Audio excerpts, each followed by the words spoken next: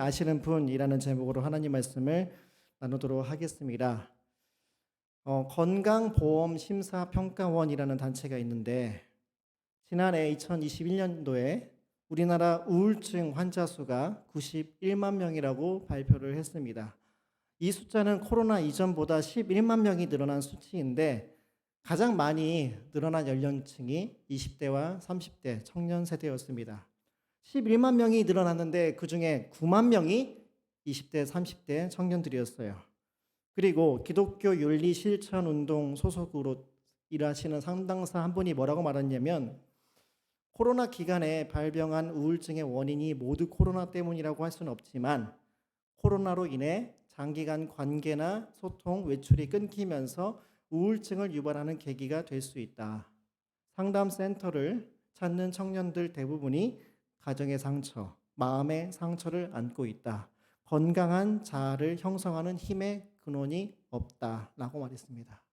상황이 너무 안 좋은 거예요. 그렇다 보니까 실제로 많은 청년들이 그 마음의 어떤 가시에 찔리는 것 같은 고통을 경험하는 경우가 많이 있습니다. 그리고 안타까운 것은 교회마저도 이런 상황에서 별로 도움이 안 되는 것처럼 보일 때가 있다는 겁니다. 기은실의 청년 상담센터 소장님은 이렇게 얘기했습니다. 상담을 진행하는 청년 일부는 교회에서 더 큰 상처를 받았습니다. 교회 공동체에서 힘들게 속마음을 털어놓는 순간 자신의 약점이나 흠으로 치부되는가 하면 중보 기도를 해준다는 이유로 소문이 퍼지면서 뒷담화 소재가 되기도 했습니다. 교회가 진심으로 마음을 털어놓을 수 있는 장소가 되려면 신뢰가 바탕이 되어야 하며 그 신뢰는 교회가 안전한 공동체라는 확신이 생길 때 가능합니다. 라고 얘기했어요. 이 이야기가 비단 청년 세대에게만 해당되는 사례일까요? 그렇지는 않은 것 같습니다. 나이와 상관없이 사람들은 자기 속마음을 털어놓고 싶은데 안전한 곳이 없어요. 그래서 전전긍긍해야 합니다. 가장 믿었던 사람에게 가장 크게 배신을 당할 수도 있다는 생각 때문에 교회에서마저 속마음을 열지 못하는 게 우리들의 현실이 아닐까요? 자, 우리가 읽은 이 시편의 저자 다윗도 마찬가지였습니다. 다윗은 왕이었어요. 한마디 한마디가 온 나라의 백성에게 엄청난 영향을 끼쳤습니다. 그러니까 아무리 힘들고 괴롭고 억울한 일이 있어도 쉽게 말을 할 수가 없었겠죠. 자기 속마음을 그 누구에게도 말할 수 없을 때 다윗은 누구를 찾아갔나요? 하나님을 찾아가서 하나님께 털어놨습니다. 그래서 오늘은 이 다윗의 기도를 통해서 우리가 어떻게 나의 속상함과 나의 속마음을 하나님께 기도로 내어놓을 수 있는지를 함께 살펴보도록 하겠습니다. 자, 먼저 오늘 본문의 1절부터 3절을 보시면 다윗이 정말 솔직하게 자기의 모든 것을 꺼내놓고 기도하는 것을 볼 수 있어요. 자, 1절에 심정이라고 나오는 단어가 있는데 이게 원래는 끙끙대는 소리, 한숨 소리를 의미합니다. 여러분 생각해 보세요. 여러분이 부모님이나 나보다 나이가 많은 웃 어른들 앞에서 한숨을 쉬면 어떤 소리를 들을까요? 왜 그렇게 한숨을 쉬고 그래? 라는 이야기를 들을 겁니다. 분명히 우리를 걱정해서 하는 이야기이긴 한데 왠지 그분들 앞에서 한숨을 쉬면 안 될 것 같아요. 그래서 그분들이 안 계시는 다른 곳에 가서 한숨을 쉽니다. 그런데 다윗은 하나님 앞에서 한숨을 쉬고 있어요. 그 정도로 하나님이 편안하고 안전하다고 믿고 있기 때문에 그렇게 할 수 있는 거죠. 그뿐만 아니라 1절에 보면 말을 통해서 기도한다고 그러고 2절을 보시면 부르짖는다고 말해요.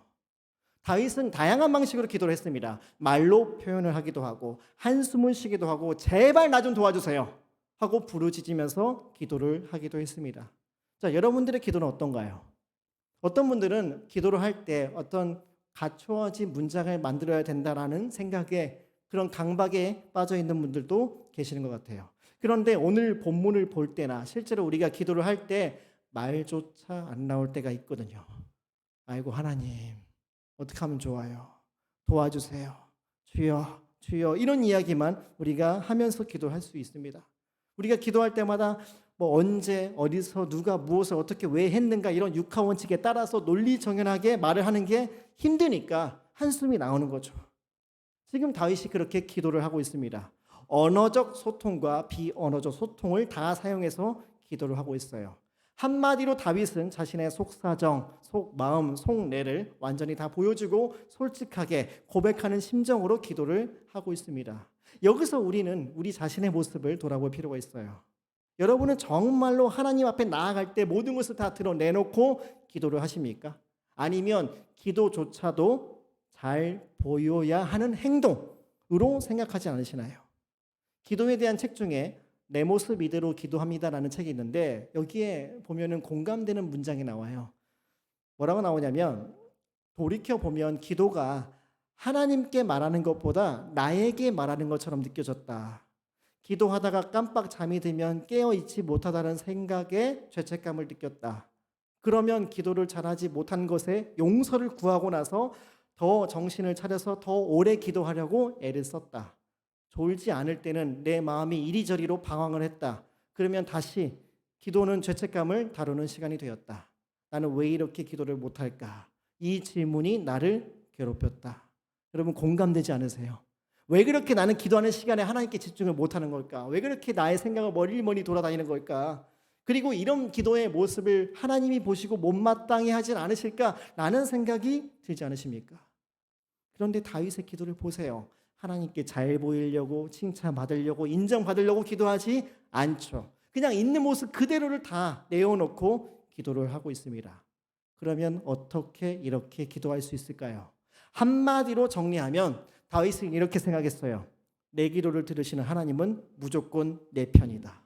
내 기도를 전부 다 받아주실 것이라는 확신이 있었습니다. 잘 보시면 1절부터 3절에 보시면 다윗은 하나님을 4번 부릅니다.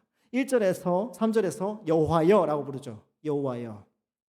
그냥 하나님이 아니라 여호와라고 부르는 이유는 언약 관계를 생각해 보라는 거예요. 하나님과 내가 어떤 사이인가요? 이렇게 얘기하는 거죠. 하나님, 저희 이스라엘 민족을 애굽으로부터 구원하시고 신의 산에서 언약을 맺어 주셨잖아요. 그때 우리는 이제 특별한 관계가 됐다고, 내가 너희를 사랑하니까 너희도 나만 믿으라 라고 말씀하셨잖아요. 그러면 당연히 제 기도를 들어주셔야죠. 제 기도를 외면하면 안 되지 않습니까? 라고 하나님과 자신의 관계를 향해서 호소하고 있습니다. 하나님이 자기를 선택했고 구원했고 사랑하는 분이라는 것을 알기 때문에 이렇게 자유롭게 기도를 할 수 있었어요. 그런 마음이 있었기 때문에 다윗은 아침마다 하나님을 찾을 수 있었겠죠. 3절 보시면 아침에 기도했다라는 말이 2번이나 반복되고 나옵니다. 왜 아침부터 기도했을까? 시편에서 아침이라는 단어는 소망을 가리킵니다. 시편 30편 5절에도 맨 뒤에 보면 뭐라고 써 있냐면 아침에는 기쁨이 오리로다 라고 말씀하거든요. 그러니까 아침에 해가 뜨면서 어둠이 서서히 물러나고 세상이 환해지는 것처럼 내 인생에도 밝은 빛이 들어와서 어둠이 물러가기를, 모든 문제가 해결되기를, 나의 마음의 상처가 치유가 되기를 소망하는 마음으로 기도를 하는 겁니다. 그리고 하루 일과를 시작하기 전에 가장 먼저 하나님을 만나서 그분과 교제하고 대화하는 시간을 갖는 거예요. 그런데 우리는 보통 하루의 시작을 어떻게 시작하나요? 보통 안 가져왔네. 스마트폰과 함께 시작하지 않나요? 일단 알람은 끄죠. 그리고 뭐 인스타그램이나 페이스북에 올라와 있는 피드 같은 것을 읽고 포토 사이트에 들어가서 신문을 읽으면서 아, 세상이 이렇게 돌아가고 있구나. 월드컵에서 누가 올라갔구나. 이런 식으로 이런 정보를 통해서 하루를 시작하지 않습니까? 그런데 다윗은 하나님과 깊은 교제를 통해서 하루를 시작했어요. 그리고 맨 마지막 1절부터 3절에 정말 독특한 표현이 하나가 나옵니다. 그게 뭐냐면 다윗이 하나님을 나의 왕이라고 불러요. 나의 왕. 여러분, 다윗은 왕이거든요. 자기도 이스라엘이라는 나라의 왕인데 하나님을 왕이라고 부릅니다. 이렇게 부르기 위해서는 자존심을 포기해야 돼요. 자기도 왕이지만 하나님, 저도 왕이지만 저도 당신의 다스림이 필요합니다. 저를 통치해 주세요. 저에게 은혜를 제발 내려주세요 라고 간절한 마음을 가지고 하나님을 부르고 있습니다. 이 장면을 통해서 우리가 뭘 배울 수 있냐면 하나님 앞에 내 자존심을 내세울 필요가 없구나. 정말 내 모든 밑바닥까지 전부 다 공개하고 드러내놓고 기도해도 괜찮구나라는 것을 우리가 배울 수 있죠. 예전에 알스 신잡이라는 프로그램이 있었어요. 거기에 이제 뇌과학자인 장동선 박사라는 분이 나왔는데 이런 얘기를 했습니다. 이분이 원래는 생물학을 공부했대요. 생물학을 공부하면서 가장 신기했던 게 뭐냐면 갑각류, 개, 가재 이렇게 딱딱한 껍질이 있는 애들인데 왜 신기했냐면 얘네들도 언젠가 클 거 아니에요. 근데 딱딱한 껍질이 둘러싸고 있는데 어떻게 성장하지? 그게 궁금했는데 알고 보니까 허물을 벗은 다음에 성장한다는 것을 알게 됐습니다. 허물을 벗게 되면 아무리 딱딱한 껍질을 가졌던 그런 가재와 개라 할지라도 그 순간에는 말랑말랑해져요. 누군가에게 잡아 먹힐 수도 있고 가장 상처받기 쉬운 순간이 됩니다. 이분이 그 뇌과학과 심리학을 공부하면서 인간의 마음도 비슷하다는 것을 깨닫게 됐대요. 우리가 성장하는 순간은 내가 가장 약해지고 상처받을 수 있는 순간이구나. 물론 우리는 딱딱한 껍질을 갖고 싶어 해요. 누가 아무리 나를 공격한다 할지라도 나는 항상 잘할 수 있다라고 배짱이 생겼으면 좋겠다는 마음이 있죠. 그런데 껍질이 덮고 있는 순간에는 성장할 수 없습니다. 껍질을 다 벗어내야 돼요. 허물을 벗어내야 돼요. 정말 죽을 것 같고 잡아 먹힐 것 같고 너무 약해서 스치기만 해도 상처가 생길 것 같은 그 연약한 순간에 사람은 성장한다는 겁니다. 우리도 마찬가지예요. 우리 그리스도인들도 하나님 앞에서 가장 약해질 때 하나님 때문에 성장할 수 있습니다. 왜냐하면 그분은 우리의 약함을 공격하지 않으시고 감싸주시거든요. 저와 여러분을 품어주세요. 격려해주세요. 공감해주세요. 위로해주세요. 하나님이 그렇게 좋으신 분이라는 것을 우리가 알아야 됩니다. 그래서 우리를 단단한 사람으로 성장시켜 주십니다. 그래서 우리가 하나님 앞에 솔직하게 기도할 때 우리를 성장시켜 주시는 하나님을 만날 수 있어요. 그래서 우리는 솔직하게 내 모습을 다 드러내놓고 마음을 활짝 열고 당당하게 기도할 수 있는 거죠. 제발 그런 마음으로 여러분이 기도하시기를 바랍니다.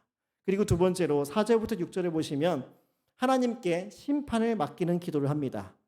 여기 보면은 이 4절, 5절, 6절이 겉으로 봤을 때는 다른 내용 같지만 가만히 살펴보면 똑같은 내용을 반복해서 평행법으로 강조하고 있다는 것을 알 수 있어요. 핵심이 뭐냐?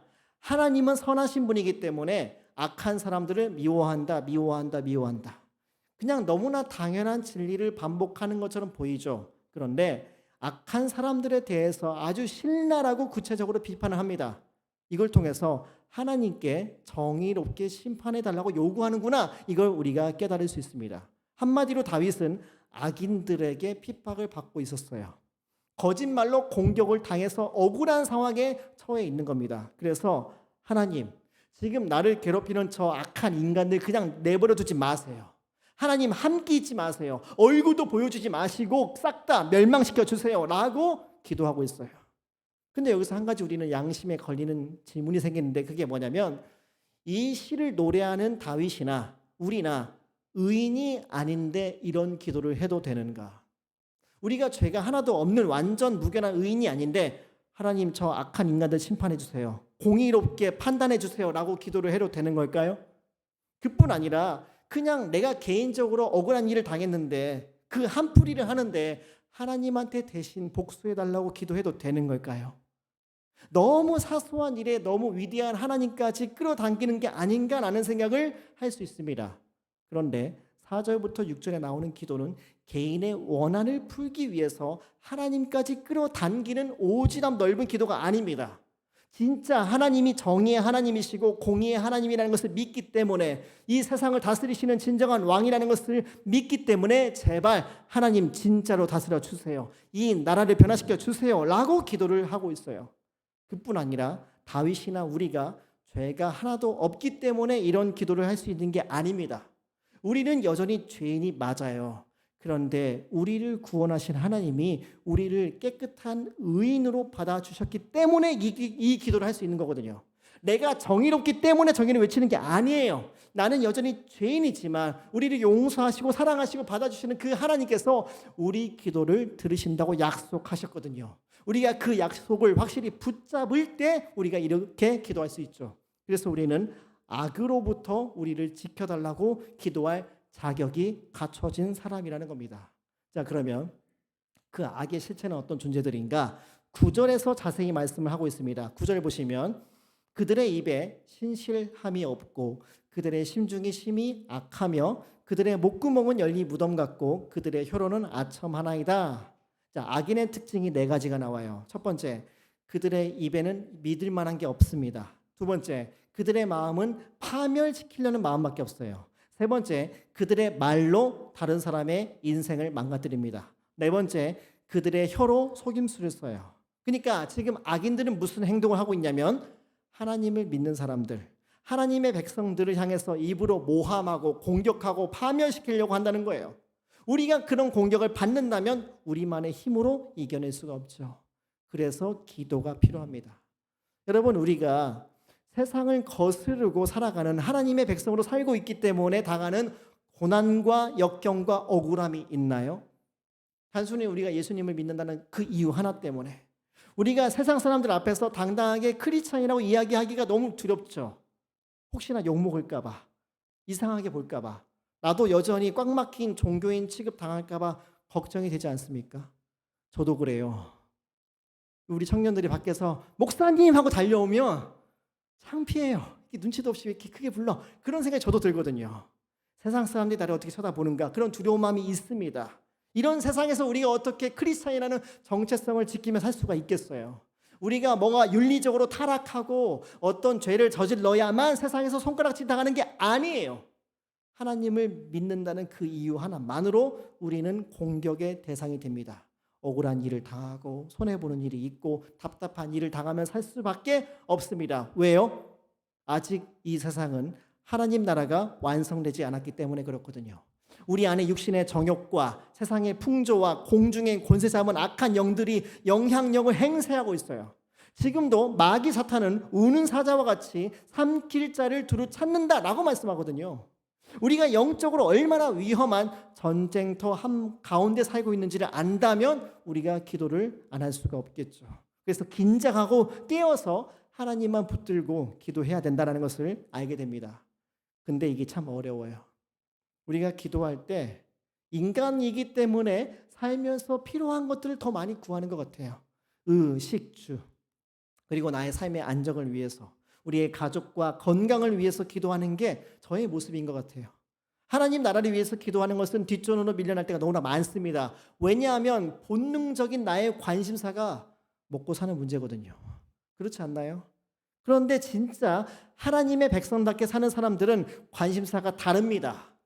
예수님이 하신 말씀을 그대로 받아들이고 거기에 맞춰서 기도를 해요. 뭐라고 말씀하셨냐? 먼저 그 나라와 의를 구하라. 그리하면 이 모든 것들, 우리가 먹고 사는데 필요한 모든 것들을 채워주신다. 그런데 우리는 그 말씀을 믿기보다는 내 본능을 따라 살기 때문에 우리 욕심을 채우는 기도를 더 많이 하지 않습니까? 하지만 우리가 진짜 하나님을 만난다면, 그 기쁜 교제 가운데 들어간다면 하나님이 정말로 우리를 다스리시고 우리의 마음이 하나님께 돌아올 수 있다라는 것을 알게 된다면 우리의 기도 제목이 달라지지 않을까요? 우리의 마음이 변할 때 우리의 기도도 달라질 수 있습니다. 하나님의 다스림을 가지고 기도할 수 있겠죠. 그리고 동시에 이 악한 세상에서 우리도 저 악한 자들처럼 되지 않게 해달라고 기도해야 돼요. 왜냐하면 이 시편 5편의 9절 말씀이 나중에 로마서 3장 13절에 그대로 인용이 돼요. 여기 시편 문맥에서는 하나님의 백성을 공격하는 사람들만 악인인 것처럼 나오죠. 그런데 그 이후에 모든 사람들이 하나님을 떠났기 때문에 누구나 이렇게 다 악하게 살 수 있다고 말합니다. 모든 인간이 죄 아래 있다라고 선언을 하거든요. 그래서 시편 주석가 중에 유명한 피터 크레이기라는 사람이 있는데 이분이 이렇게 설명해요. 기도가 뭐냐?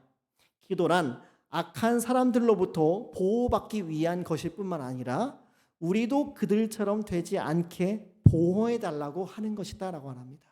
우리도 저들처럼 되지 않게 도와주세요. 우리의 입술이 거짓 증언하는 입술이 되지 않게 도와달라고, 아첨하는 입술이 되지 않게 도와달라고 기도를 해야 됩니다. 다른 사람을 파멸시키는 곳으로 이끌지 않게 해달라고, 하나님이 기뻐하지 않는 사람, 성전에 들어가지 못하는 사람, 하나님께 심판받아 멸망당하는 사람이 되지 않게 해달라고 기도해야 돼요. 실제로 우리는 평소에는 잘 지내는 것처럼 보여요. 그런데 오늘 본문에 나오는 다윗처럼 우리가 억울한 일을 당할 때, 이유 없이 공격을 받을 때, 내가 하지도 않은 말 때문에 소문이 돌아다니고 내가 욕을 먹을 때, 사방이 나를 공격하는 적들밖에 없다라는 생각이 들 때 우리는 악한 본성이 깨어날 수 있습니다. 그래서 복수하고 싶죠. 공격하고 싶고 잔인하게 살고 싶은 마음이 있거든요. 하나님이고 뭐고 그냥 내 성질대로 하고 싶다라는 마음이 불쑥불쑥 튀어나올 수 있어요. 우리 안에 있는 그 날뛰는 그 광인을 우리가 잠재우기 위해서는 하나님을 붙들고 기도를 해야 됩니다. 그리고 마지막으로 다윗은 이렇게 하나님께 피하는 모든 사람들은 기뻐할 수 있다고 고백해요. 이렇게 모든 자신의 마음을 드러내놓고 기도하면 하나님을 만나게 되는데 우리 안에 기쁨이 샘솟는다라고 말합니다. 자, 우리 마지막으로 11절과 12절 말씀을 함께 읽어보도록 하겠습니다. 시작. 그러나 주께 피하는 모든 사람은 다 기뻐하여 주의 보호로 말미암아 영원히 기뻐 외치고 주의 이름을 사랑하는 자들은 주를 즐거워하리이다. 여호와여, 주는 의인에게 복을 주시고 방패로 함 같은 은혜로 그를 호위하시리이다. 아멘. 여러분 잘 보세요. 처음에 다윗의 마음이 어땠죠? 우울했어요. 한숨을 쉬었어요. 굉장히 억울해했습니다. 그런데 이제는 기뻐한대요. 다윗의 슬픔을 기쁨으로 만든 원동력이 뭘까요? 11절에 주의 보호 때문이라고 말하죠. 여기 보호로 번역된 히브리어 단어는 원래 날개라는 단어에서 온 거거든요. 커다란 어미새가 작은 아기새를 큰 날개로 감싸 안아주듯이 하나님이 자기 백성을 악한 원수의 공격으로부터 지켜주셨기 때문에 기뻐할 수 있다라고 말하는 거예요. 그리고 12절에서 방패로 함같이 방패로 막아준대요. 여기서 말하는 방패는 직각사각형으로 된 커다란 방패를 말합니다. 머리끝에서 발끝까지 화살 하나 통과하지 못하도록 철저하게 우리를 막아주신다는 거예요. 하나님이 우리를 진짜로 보호해 주시기 때문에 우리가 기뻐할 수 있다라고 다윗이 노래하고 있습니다. 여러분, 우리 그리스도인들이 경험할 수 있는 기쁨은, 진정한 기쁨은 절망 속에서도 기뻐하는 겁니다. 슬픔 속에서도 기뻐하는 거예요. 단순히 학교 다닐 때 내가 숙제를 잘했기 때문에 칭찬받아서가 아니라 내가 원하는 대학을 들어갔기 때문에 내가 꼭 가고 싶었던 회사에 갈 수 있었기 때문에 내가 돈을 더 많이 벌었기 때문에 외모가 뛰어나다고 칭찬을 받았기 때문에 생기는 기쁨이 아니에요. 그런 것들은 부수적인 기쁨입니다. 실제로 우리가 얼마나 기분이 자주 바뀌는가 생각해 보세요. 우리가 하루를 산다 그러면 스마트폰으로 아침 뉴스를 보다가 기분이 달라져요. 전혀 생각지도 않았던 전화 한 통을 받고 나서 기분이 바뀌죠. 지하철을 탔는데 이유 없이 부딪혔다고 기분이 나빠지는 게 우리들의 모습 아닙니까? 그냥 바람에 흔들리는 나뭇잎 같은 존재가 우리들 아닌가요? 그렇게 불안정하죠. 우리는 이 세상에서 일어나는 일 때문에 우리의 인생이 결정돼 버려요. 여러분, 이 세상에서 얻을 수 있는 기쁨은 우리를 자유롭게 해주지 못합니다. 그런데 하나님이 우리의 기도를 들어주시고 하나님이 정말로 나를 보호해 주신다, 이것을 알게 되었을 때 거기서 진정한 기쁨을 맛볼 수 있습니다. 여러분 생각해 보세요. 하나님이 왜 다윗을 보호해 주셨죠? 하나님이 왜 다윗을 방패로 호위해 주십니까? 하나님이 다윗을 의인이라고 인정해 주셨거든요. 너는 내 백성이다. 너는 구원받은 신자다. 너는 우리 가족이다. 나는 여전히 죄인인데 하나님 말고도 다른 우상을 너무나 많이 숭배하고 있음에도 불구하고 더 많이 의지하고 있음에도 불구하고 한 번 구원받았다는 그 이유만으로 우리를 포기하지 않으신다고 말씀하거든요. 우리는 아무런 자격이 없는데 끝까지 내가 너를 보호해 주겠다, 호위해 주겠다라고 말씀하는 겁니다. 여러분 한번 생각해 보세요. 저와 여러분이 세상에서 수많은 사람들의 손가락질을 당할 때 단 한 사람이라도 내 편을 들어준다면 기분이 얼마나 좋을까요? 이 사람은 믿을 만한 사람이다, 이 사람이 무죄라는 증거를 내가 가지고 있다라는 말을 듣는다면 우리가 얼마나 기분이 좋겠습니까? 그런데 하나님의 아들 예수 그리스도께서 그렇게 우리를 보호해 주신다는 거예요. 우리가 어떤 비난과 모함과 조롱을 당할 때, 우리의 원수가 마구잡이로 공격할 때 하나님 앞에서 우리 편을 들어주신다고 약속하셨거든요. 우리 마태복음 10장 32절에서 뭐라고 말씀하셨냐면, 누구든지 사람 앞에서 나를 시인하면 나도 하늘에 계신 내 아버지 앞에서 그를 시인할 것이요 라고 말합니다. 우리가 최후의 심판대 앞에 섰을 때 예수님이 하나님 아버지께 이렇게 얘기한다는 거예요. 아버지, 이 사람은 내 편입니다. 그리고 나도 이 사람 편입니다. 내가 이 사람을 잘 압니다. 내가 이 사람을 사랑합니다. 이 사람은 나와 함께 영원히 하나님 나라 안에서 함께 살아갈 소중한 존재입니다 라고 우리 편을 들어주신다는 겁니다. 그리고 우리가 성경 읽기표를 읽을 때 유명한 그 맥체인 성경 읽기표라는 게 있잖아요. 그 성경 읽기표를 만드신 로버트 맥체인이라는 목사님이 이런 고백을 한 적이 있습니다. 그리스도께서 바로 옆방에서 나를 위해 기도하는 소리를 들을 수 있다면 나는 100만 명의 원수도 두렵지 않을 것이다. 하지만 그 기도 소리가 멀리서 들려와도 다를 것은 없다. 그리스도는 나를 위해 기도하고 계시다 라고 고백했거든요. 우리가 죽을 때에, 세상이 끝날 때만 예수님이 우리 편 들어주는 게 아니에요. 지금도 예수님은 하늘 보좌 우편에서 저와 여러분을 위해서 중보하고 계십니다. 우리를 위해서 기도하고 계세요. 우리가 그것을 믿는다면 하나님이 우리를 진짜로 보호하고 있다는 것을 받아들일 수 있겠죠. 자, 오늘 설교를 정리하겠습니다. 저와 여러분이 그 누구에게도 속 마음을 털어놓기 어려울 때 우리가 언제든지 찾아가서 우리 얘기를 듣고 싶어하는 하나님 아버지가 계시다는 것을 기억하시길 바라요. 그분이 우리의 마음을 아시거든요. 그 누구보다 안전한 상담가가 되어주십니다. 우리의 믿음이 흔들릴 때 진리의 편에 서서 변호해 주시거든요.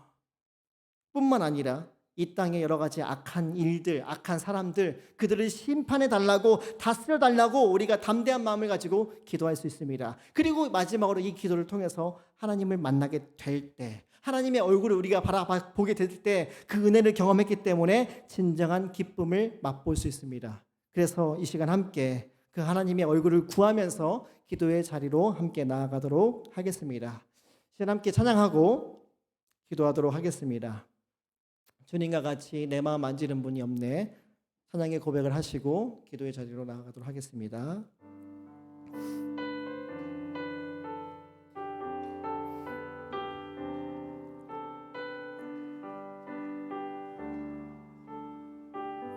주님과 같이